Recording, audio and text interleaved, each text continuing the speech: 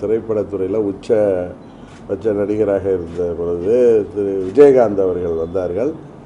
அவர்கள் 2006 தேர்தலில் ஒரு தாக்கத்தை உருவாக்கினார்கள். ஒரு மைனாரிட்டி கவர்மெண்ட்டே வந்துச்சு. இப்பொழுது விஜய் அவர்கள்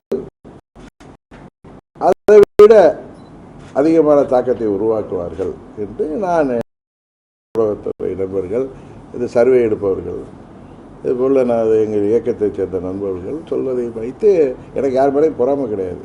அதனால் நான் எதார்த்தமாக சொல்கிறேன். அதுக்காக உடனே அவரோட கூட்டணி போவீங்களான்னு கேட்டிங்கன்னா, அந்த கருத்து எண்ணத்தில் உதயநிதி ஸ்டாலின் அவர்கள் துணை முதல்வராக ஆனப்ப அரசியலுக்கு வந்ததை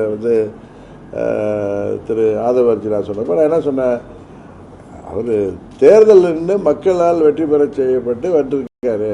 அதை போய் அவங்க திரு ஸ்டாலின் அவர்களுக்கு முழு அதிகாரம் இருக்கிறது, அவர் அவர் துணை முதலமைச்சராக வைக்கிறார். ஏன்னா ஒரு குடும்ப பிடியில் ஆட்சி மாட்டிக்கொண்டு இருக்கிறத நம்ம விமர்சிப்பது வேற, ஒருவர் நேரடி அரசியலில் ஜனநாயக நாட்டில் வர்றதை போய் விமர்சிப்பது வேறன்னு சொன்னேன். அதுக்காக நான் அன்னைக்கு திமுகவோட போகிறேன்னு நீங்கள் யாரும் கேட்கல ஒரு வருஷத்துக்கு முன்னாடி.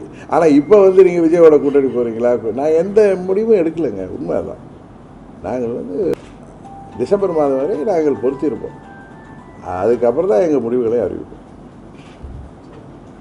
இதுக்கு மேலே நான் கிளாரிட்டி கொடுக்க முடியாதுன்னு நினைக்கிறேன்.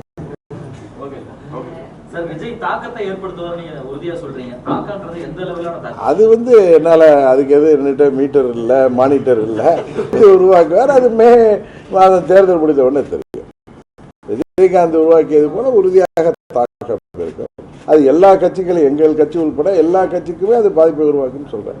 இதை நான் நியூட்ரலா எனக்கு தெரிஞ்சதை நான் சொல்றேன். வெளி யார் மேல பொறாமையும் கிடையாது.